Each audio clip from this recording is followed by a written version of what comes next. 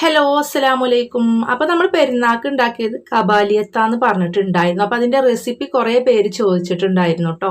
അപ്പോൾ ഇന്ന് നമ്മൾ ചെയ്യുന്ന വീഡിയോ നമ്മളെ കബാലിയത്തിൻ്റെ റെസിപ്പിയാണ്. അപ്പോൾ അതിന് വേണ്ടിയിട്ട് ഞാനിവിടെ ഗോൾഡ് ബസുമതി റൈസ് എന്ന് പറഞ്ഞിട്ടുള്ള റൈസാണ് ഞാൻ എടുത്തിട്ടുള്ളത്. നിങ്ങൾ എടുക്കുമ്പോൾ വൈറ്റ് ഗോൾഡ് എടുക്കുക കേട്ടോ. ഞാൻ ശ്രദ്ധയില്ലാതെ വാങ്ങിപ്പോയതാണ്. വൈറ്റ് ഗോൾഡ് പറഞ്ഞ ബസുമതി റൈസ് നമ്മൾ എടുക്കേണ്ടത്. അത് ഒരു മണിക്കൂർ 1.5 മണിക്കൂറിൻ്റെ അടുത്ത് വെള്ളത്തിലിട്ട് വെക്കുക. അതിൻ്റെ ശേഷം ഞാനിവിടെ ഒരു പാത്രം വെച്ച് അതിക്ക് സൺഫ്ലവർ ഓയിൽ ഒഴിച്ചു കൊടുത്തിട്ടുണ്ട്. അതിക്കൊരു 5 സവാള കൊത്തിയരിഞ്ഞിട്ട് കൊടുത്തിട്ടുണ്ട്. പിന്നെ ആവശ്യത്തിന് ഉപ്പ് ഇട്ട് കൊടുത്തിട്ട് നന്നായിട്ടൊന്ന് മിക്സ് ചെയ്യാം കേട്ടോ. അപ്പോൾ സവാള നന്നായിട്ട് വഴന്ന് വരുമ്പോൾ പിന്നെ നമ്മൾ അതിക്ക് ഇട്ട് കൊടുക്കുന്നത് ഒരു വലിയ കഷ്ണം ഇഞ്ചി, ഒരു കുടം വെളുത്തുള്ളി, പിന്നെ 5 നല്ല നീളമുള്ള പച്ചമുളക് ഇങ്ങനെ കീറിയിട്ട് കേട്ടോ. അങ്ങനെ അതുകൂടി ഇട്ട് കൊടുത്തിട്ട് നന്നായിട്ട് ഒന്നും കൂടി വഴറ്റിയെടുക്കുക. അങ്ങനെ ഉള്ളിയുടെ ഇഞ്ചിരി വെളുത്തുള്ളിയുടെ ഒക്കെ ആ പച്ചമണം മാറി വരുമ്പോൾ നമ്മൾ ഇട്ട് കൊടുക്കേണ്ടത് എന്താണെന്ന് വെച്ച് കഴിഞ്ഞാൽ ഒരു 3/4 ടേബിൾ സ്പൂണോളം മല്ലിപ്പൊടി, അതുപോലെ തന്നെ 3/4 ടീസ്പൂണോളം മഞ്ഞൾപ്പൊടി, പിന്നെ ഏകദേശം ഒരു 2 ടേബിൾ സ്പൂണോളം കപ്സ മസാല കേട്ടോ. കപ്സ മസാല അല്ലെങ്കിൽ ഇനി അതില്ലെങ്കിൽ മന്തി മസാല കയ്യിലുണ്ടെങ്കിൽ അതും ഇട്ട് കൊടുത്തിട്ട് നന്നായിട്ട് ഒന്നുകൂടി വഴറ്റിയെടുക്കുക. അപ്പോൾ അത് ഞാൻ 1 കിലോ അരിക്കുള്ള റെസിപ്പിയാണ് കേട്ടോ പറയുന്നത്. പിന്നെ നിങ്ങൾ കൂടുതൽ എടുക്കേണ്ടത് അതിൻ്റെ ആവശ്യത്തിനനുസരിച്ച് കൂട്ടി കൊടുക്കുക കേട്ടോ.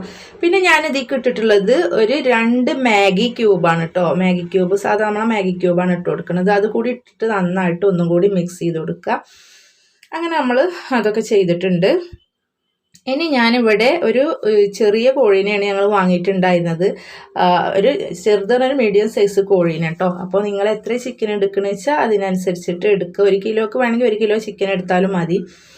അപ്പോൾ ഇതൊരു 1.5 കിലോൻ്റെ ഒക്കെ അടുത്തുണ്ട് കേട്ടോ. അതും കൂടി ഇട്ടിട്ട് നന്നായിട്ടൊന്ന് മിക്സ് ചെയ്തിട്ട് പിന്നെ ഇതിക്ക് വെള്ളം ഒഴിച്ചു കൊടുക്കണം. അപ്പോൾ വെള്ളം ഒഴിച്ചു കൊടുക്കുക കൂടുതലൊന്നും വേണ്ട കേട്ടോ. ആ ചിക്കൻ വേവാൻ വേണ്ടിയിട്ട് ജസ്റ്റ് ഒരു 1/4 ഗ്ലാസിൻ്റെ അടുത്ത് ഒഴിച്ചു കൊടുത്താൽ മതി. പിന്നെ അതിൽ തന്നെ ഉള്ള വെള്ളം ഉണ്ടാവും ചിക്കനിൽ തന്നെ. അതിൻ്റെ ശേഷം ഒന്ന് അടച്ച് വെച്ച് വേവിക്കുക കേട്ടോ.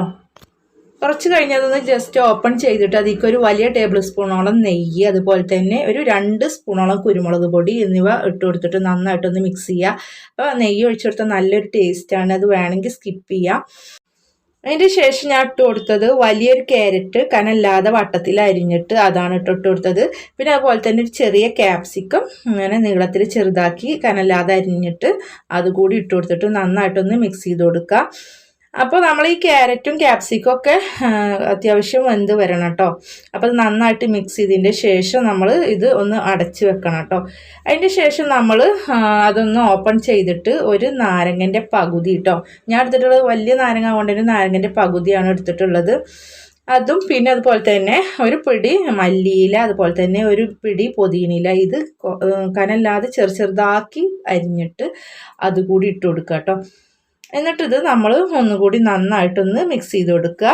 അപ്പോൾ ഈ ഗ്രേവി എന്ന് പറഞ്ഞു കഴിഞ്ഞാൽ നല്ല ടേസ്റ്റുള്ളൊരു റെസിപ്പി. ക്യാരറ്റും ക്യാപ്സിക്കും ഒക്കെ ആവുകൊണ്ട് തന്നെ നല്ലൊരു ടേസ്റ്റുള്ള റെസിപ്പി കേട്ടോ. ഇനി നമ്മൾ ഇവിടെ തയ്യാറാക്കുന്നത് റൈസാണ്. അപ്പോൾ നമ്മൾ ഒരു പാത്രം വെക്കുക. ഞാൻ കുക്കറാണ് ജസ്റ്റ് വെച്ചിട്ടുള്ളത്. അതിൽ കുറച്ച് സൺഫ്ലവർ ഓയിൽ ഒഴിച്ച് കൊടുക്കുക കേട്ടോ. എന്നിട്ട് അത് ചൂടായി വരുമ്പോൾ നമ്മൾ അതിലേക്ക് ഒരു 2-3 ഏലക്കായി, 3-4 എടുക്കാം കേട്ടോ. അത് പിന്നെ 2-3 പട്ട, ഒരു 2-3 കറാമ്പൂവ്, ഇതൊക്കെ ഇട്ട് കൊടുത്തിട്ടുണ്ട് കേട്ടോ. അതിൻ്റെ ശേഷം ഞാനിവിടെ 4 നാഴി അരിയാണ് എടുത്തിട്ടുള്ളത്. അതിന് ഞാൻ 8 ഗ്ലാസ്, അതായത് 4 ഗ്ലാസ് അരിക്ക് 8 ഗ്ലാസ് വെള്ളം എന്നുള്ള അളവിലാണ് വെള്ളം ഒഴിച്ച് കൊടുത്തിട്ടുള്ളത്.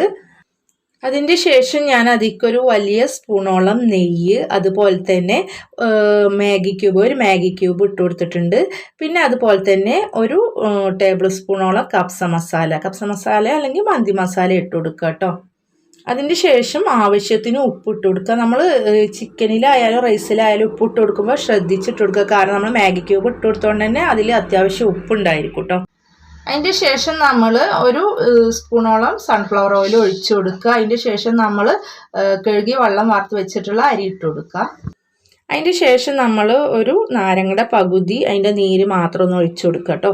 പിന്നെ ഈ അരി ഇങ്ങനെ വെള്ളം വലിഞ്ഞ് വരുന്നൊരു സമയത്ത്, വറ്റി വരുന്ന സമയത്ത് നമുക്ക് ഈ ചിക്കൻ്റെ മസാലയിൽ നിന്ന് ഒരു സ്പൂണോളം അതിക്ക് ഇട്ട് കൊടുത്ത് മിക്സ് ചെയ്യുക. കൂടുതലായി കഴിഞ്ഞാൽ അതിൻ്റെ കളറ് ചേഞ്ച് ആവും. ചോറ് നമുക്ക് വൈറ്റ് കളറിലാണ് വേണ്ടത് കേട്ടോ.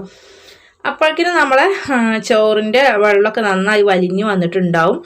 അപ്പോൾ നന്നായിട്ട് ഒരു വെറുവേനുള്ള നല്ല ചോറായി മാറിയിട്ടുണ്ടാവും കേട്ടോ.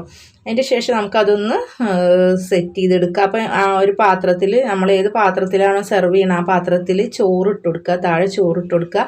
അതിൻ്റെ മുകളിലായിട്ട് മസാല ഇട്ടിട്ട് നിരത്തി കൊടുക്കുക കേട്ടോ. അപ്പോൾ കുറച്ച് സൈഡിൽ ഇങ്ങനെ ചോറ് കാണുന്ന രീതിയിൽ നടുവിൽ മസാല ഇട്ട് കൊടുക്കുക. അപ്പോഴാണ് കാണാനൊക്കെ ഒരു ഭംഗി ഉണ്ടാവും കേട്ടോ. അങ്ങനെ ഡെക്കറേഷൻ ചെയ്ത് വെക്കുന്നവർ മാത്രം അങ്ങനെ ചെയ്താൽ മതി. അല്ലാന്നുണ്ടെങ്കിൽ മുകളിൽ മൊത്തമായിട്ട് നമുക്ക് മസാല ഇട്ട് കൊടുക്കുക. ചോറ് ഇങ്ങനെ കാണാത്ത രീതിയിൽ വേണേൽ ഇട്ട് കൊടുക്കുക കേട്ടോ. അതിൻ്റെ ശേഷം നമ്മൾ മുകളിൽ ക്യാപ്സിക്കം ഇങ്ങനെ റൗണ്ട് ചെയ്ത് കട്ട് ചെയ്ത് കനല്ലാതെ കട്ട് ചെയ്തിട്ടൊരു ഫ്ലവറിൻ്റെ രീതിയിൽ തോന്നിക്കുന്ന രീതിയിൽ 2 കളറിലാട്ടോ ഞാൻ ഇവിടെ എടുത്തിട്ടുള്ളത്, പച്ചയും ചുവപ്പും.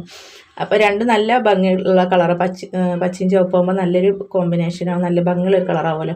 അത് വെച്ചിട്ട് ഇങ്ങനെ ഡെക്കറേഷൻ ചെയ്തിട്ടുണ്ട്.